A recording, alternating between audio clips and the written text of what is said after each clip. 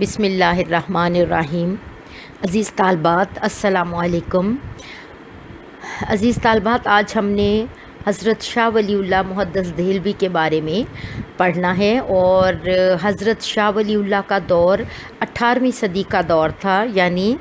آپ کی پیدائش 1703 میں ہوئی تو 18ویں صدی کا آغاز تھا، اور آپ کا دور آپ نے مغلوں کا زوال دیکھا تھا، اور آخری جو مغل بادشاہ تھے اور وہ کس طرح اقتدار کے لیے باہم دست و گریباں رہتے تھے، اور اقتدار پر عملاً مغل خاندان کی گرفت جو ہے وہ کمزور پڑ گئی تھی، جس کا نتیجہ یہ ہوا کہ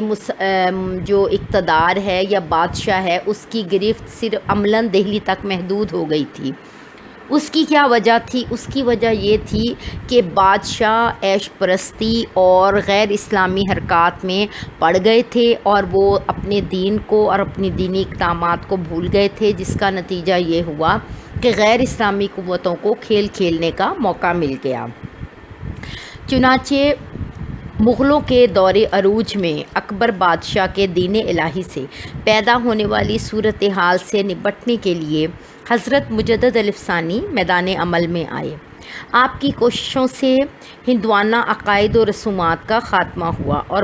بہت سی بدعات دم توڑ گئیں۔ اصلاح معاشرہ کے کام کو اورنگزیب عالمگیر نے آگے بڑھانے کی پوری کوشش کی، اور مشرکانہ رسم و رواج کا قانوناً خاتمہ بھی کیا،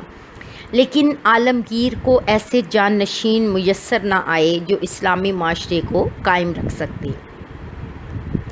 اورنگزیب عالمگیر کے انتقال کے بعد شہزادوں میں تخت نشینی کے لیے جنگیں شروع ہو گئیں۔ اس سے مسلمانوں کی سیاسی گرفت کمزور ہوتی چلی گئی، اور لوگ مذہبی اعتبار سے بھی بے راہ روی کا شکار ہو گئے۔ مغلوں کے زوال نے مسلمانوں کو سیاسی، مذہبی اور معاشی عدم استحکام سے دوچار کر دیا۔ اس نازک وقت میں اللہ تعالیٰ نے حضرت شاہ ولی اللہ محدث دہلوی کی شکل میں ایک مصلح قوم کو میدان عمل میں اتارا، یعنی حضرت شاہ ولی اللہ آگے بڑھے، اور انہوں نے غیر مسلم قوتوں اور طاقتوں سے ٹکرانے کا فیصلہ کر لیا، اور اس سے پہلے 17ویں صدی میں یہ کام حضرت مجدد الف ثانی نے سر انجام دیا۔ یعنی برصغیر پاک و ہند میں یہ دور احیاء اسلام کا دور تھا، اور احیاء اسلام کے لیے بہت سی ہندو تحریکیں جو ہیں وہ اس تیزی سے بڑھ رہی تھیں کہ اگر بر وقت ان کے خلاف اقدامات نہ کیے جاتے تو خدا نخواستہ اسلام کو برصغیر میں بے حد نقصان پہنچتا، چونکہ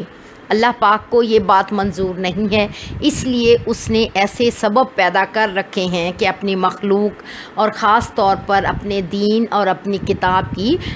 حفاظت جو ہے وہ کر سکے، اور اللہ ہر چیز پر بے شک قادر ہے۔ حضرت شاہ ولی اللہ کا اصل نام قطب الدین تھا۔ آپ دہلی میں 21 فروری 1703 کو پیدا ہوئے۔ آپ کے والد شاہ عبد الرحیم اورنگزیب عالمگیر کے دور میں ایک جید عالم تھے، جنہوں نے فتاوی عالمگیری کی تدوین میں حصہ لیا۔ دہلی میں آپ کے والد نے ایک مدرسہ رحیمیہ قائم کیا، جو کہ حدیث کا اور درس و تدریس کا وہ مدرسہ اس میں کام ہوتا تھا۔ حضرت شاہ ولی اللہ کے والد چونکہ اپنے وقت کے ایک بہت بڑے جید عالم تھے، لہٰذا آپ نے ابتدائی تعلیم اپنے والد سے حاصل کی، لیکن جب آپ کی عمر 17 برس کی ہوئی تو آپ کے والد صاحب کا انتقال ہو گیا، اور اس وقت آپ حضرت مجدد الف ثانی جو ہے وہ بہت نوعمر تھے، لیکن پھر بھی آپ نے مدرسے کی ذمہ داری سنبھال لی، اور درس و تدریس اور تصنیف و تالیف کے کام میں مصروف ہو گئے۔ لیکن حضرت شاہ ولی اللہ کے دل میں علم کی تڑپ جو ہے وہ ابھی باقی تھی۔ 1730 میں آپ نے حج کا ارادہ کیا، اور آپ مکہ معظمہ تشریف لے گئے۔ وہاں آپ نے 2 سال قیام کیا، اور وہاں ایک محدث تھے شیخ ابو طاہر بن ابراہیم، مدنی، ان سے آپ نے ان کے مدرسے میں آپ نے باقاعدہ حدیث کی سند حاصل کی، یعنی 2 سال آپ نے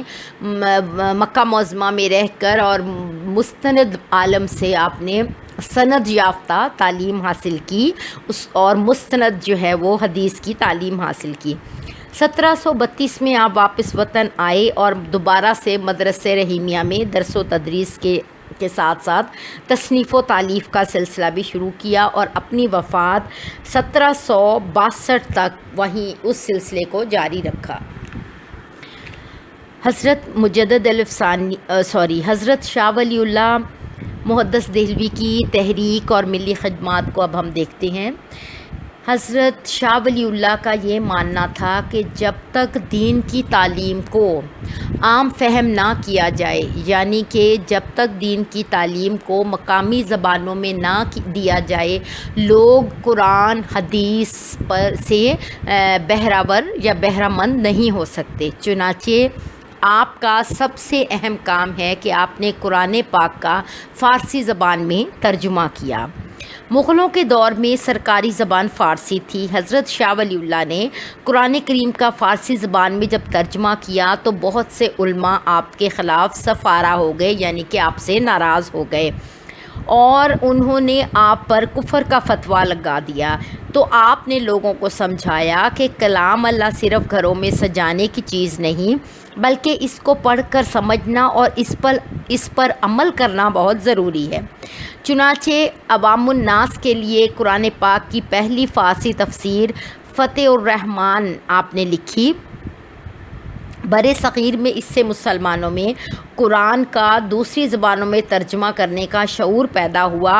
اور اس طریقے سے حضرت شاہ ولی اللہ نے مسلمانوں کی بہت بڑی خدمت کی اور مسلمانوں کو سمجھ آنا شروع ہوا کہ قرآن پاک میں اصل میں اللہ تبارک و تعالیٰ نے کیا بتانا مقصود کیا ہے اور ہمیں کس طرح اس پر عمل کرنا ہے، کیونکہ یہ صرف کتاب چومنے کے لیے اور اونچی جگہ لپیٹ کر رکھنے کے لیے نہیں ہے، بلکہ یہ ہدایت ہے۔ قرآن ہدایت ہے، ہدایت کا سرچشمہ ہے، ہمارے لیے روشنی ہے، زندگی گزارنے کا طریقہ ہے، ضابطہ حیات ہے۔ چنانچہ حضرت شاہ ولی اللہ نے اس کو عوام کے لیے کھول کے بیان کر دیا۔ پھر آپ نے ایک اہم کتاب لکھی جس کا نام تھا حجت اللہ البالغہ، اور یہ ہماری روزمرہ کی زندگی میں مختلف طور طریقے جن کو نبی پاک صلی اللہ علیہ وسلم نے جو انداز اختیار کیے یہ اس سے متعلق تھی، جیسے کہ اس میں ایمانیات، عبادات، معاملات معاشرت، سیاست، اس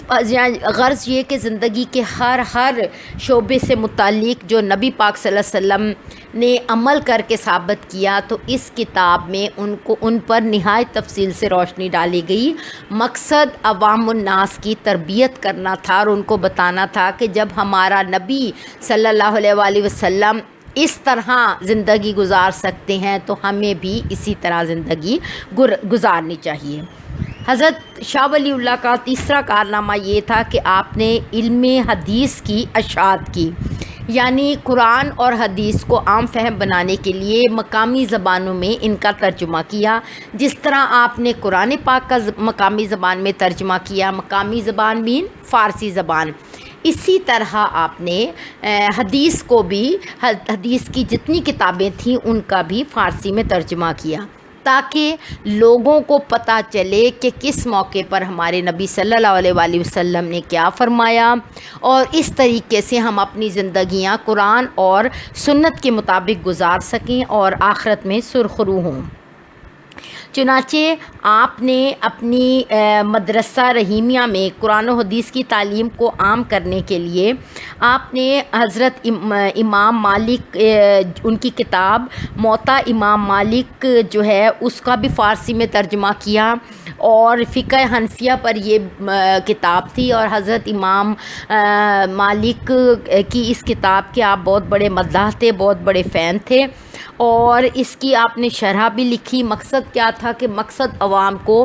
تعلیم یافتہ بنانا، عوام کو آگاہ کرنا، اویئر کرنا کہ عوام کو ان باتوں کا پتہ ہونا چاہیے۔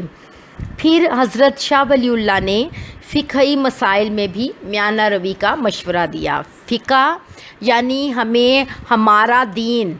کن باتوں کی تلقین کرتا ہے، کن باتوں سے روکتا ہے۔ انتہا پسندی اسلام میں بالکل پسند نہیں کی جاتی، اسلام میانہ روی کا حکم دیتا ہے۔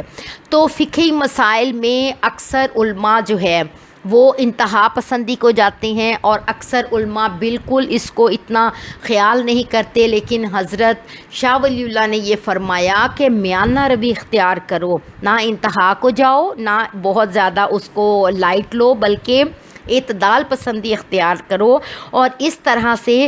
اس کا مقصد یہ تھا کہ فرقہ واریت کو ختم کرنا، یعنی کسی بھی مسلک کو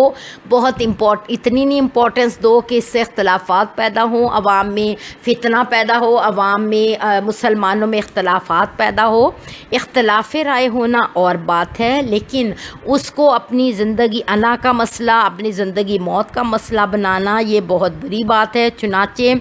حضرت شاہ ولی اللہ نے فقہی مسائل میں بھی علماء کو گائیڈ کیا، اور آپ نے ان کو کہا، آپ نے ائمہ اربعہ یعنی وہ 4 امام جن کی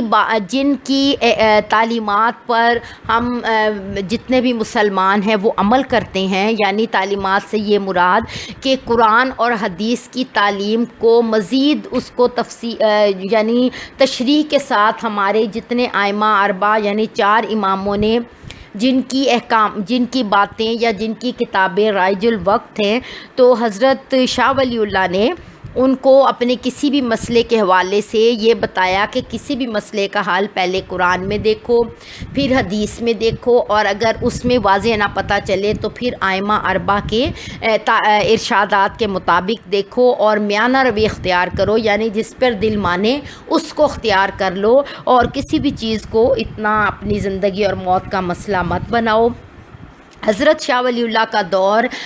جو ہے اسلام اور غیر اسلامی قوتوں کے ٹکراؤ کا دور کہلاتا ہے، اور ہندوؤں کے ساتھ رہنے کی وجہ سے مسلمانوں میں بہت سی غیر اسلامی باتیں رواج پا گئی تھیں، اور مسلمانوں نے ان کو اختیار کرنا شروع کر دیا۔ ہم سب مسلمانوں کے لیے نبی پاک صلی اللہ علیہ وسلم کی زندگی ایک بہترین نمونہ ہے، اور آپ صلی اللہ علیہ وسلم نے اپنی زندگی میں تمام باتیں کر کے یہ بتایا کہ اصل دین یہ ہے، ان پر عمل کرو۔ لیکن مسلمان غیر مسلموں کے ساتھ رہ کے ان باتوں کو بھول کے، جیسے کہ ہمارے دور میں جیسے بیوہ کے ساتھ شادی جو ہے ہندو معاشرے میں ممنوع ہے، جبکہ ہمارے نبی پاک صلی اللہ علیہ وسلم کی یہ سنت ہے۔ پھر بہت سی شادی بیاہ کی تقاریب، موت کی جو رسمیں ہیں، اور اس کے علاوہ مختلف اور بہت سی باتیں ہیں کہ جن میں مسلمانوں نے غیر اسلامی باتوں کو اختیار کیا ہے۔ تو حضرت شاہ ولی اللہ نے شدت اور سختی کے ساتھ ان باتوں کی ممانعت کی، اور کہا کہ اسلام دین فطرت ہے، اسلام دین خیر خواہی ہے، اسلام سادگی کا مذہب ہے، میانہ روی کا مذہب ہے، اور ہمیں زندگی کے ہر بات میں سنت نبوی اختیار کرنے کی ضرورت ہے۔ اللہ حافظ۔